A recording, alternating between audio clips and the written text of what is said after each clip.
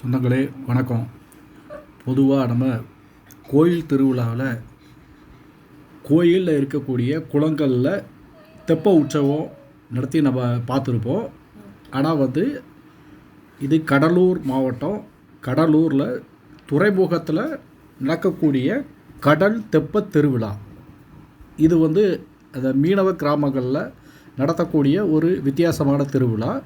அந்தந்த மீனவ கிராமங்களில் இருக்கக்கூடிய தங்கள் தெய்வங்களை அவங்க இப்போ நம்ம பார்த்துக்கிட்டு இருக்கிறது ஒரு போட்டு, அதாவது மீன்பிடி படகுல இதேமாதிரி மின் விளக்குகளால் அலங்கரித்து தங்களோட ஊரில் இருக்கக்கூடிய காவல் தெய்வங்களை உற்சவர்களாக கொண்டு அந்த மீன்பிடி துறைமுகத்தில் நிப்பாட்டுவாங்க.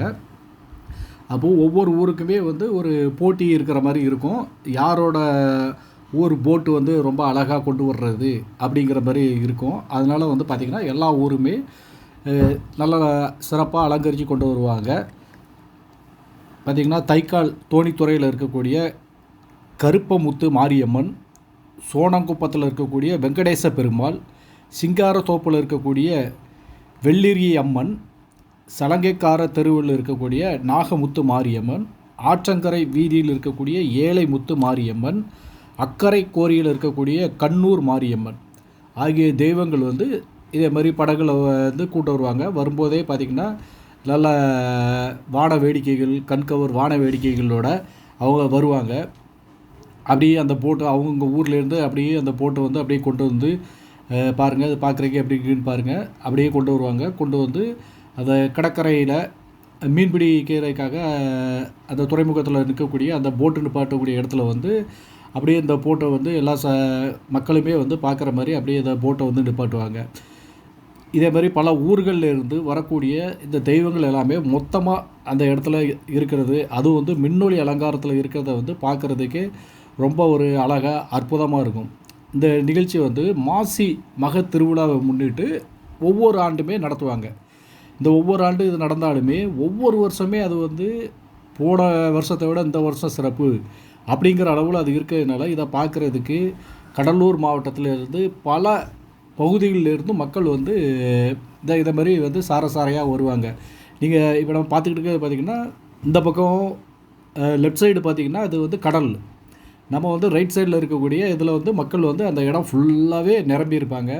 அங்கே நிறையா திருவிழா கடைகள் இருக்கும். அதுபோக கலை நிகழ்ச்சிகள் நடத்துவாங்க.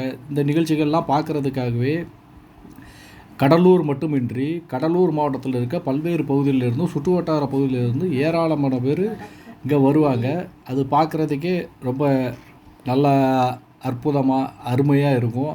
அந்த நம்ம அந்தந்த ஊர்களுக்கு போய் அந்த சாமியை தரிசனம் பண்ணுறதை விட இங்கே மொத்தமாகவே தரிசனம் பண்ணலாம்.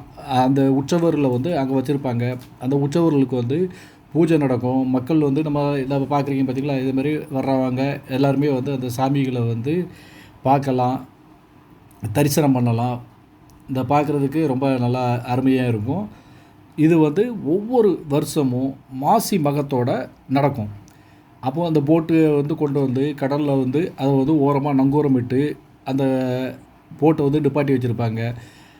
சுமார் ஒரு இரவில் ஒரு 8 மணி 9 மணிக்கு மேலே ஒவ்வொரு போட்டாக வர ஆரம்பிக்கும். இப்போ நம்ம சொன்ன இந்த ஊர்கள்லேருந்து வரக்கூடிய போட்டுகள் எல்லாத்தையுமே அப்படியே நிப்பாட்டுவாங்க. நிப்பாட்டி ஒரு குறிப்பிட்ட நேரம் வரைக்கும் நிப்பாட்டுவாங்க.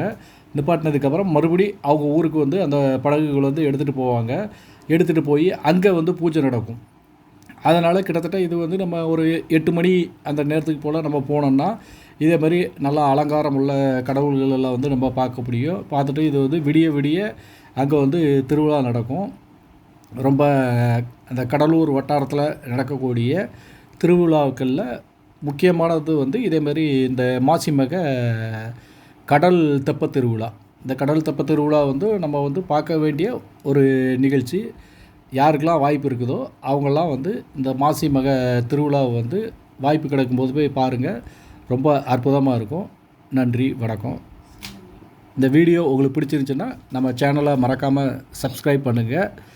உங்களோட கமெண்ட்டுகளை தெரிவிங்க. நன்றி, வணக்கம் நண்பர்களே, உறவுகளே.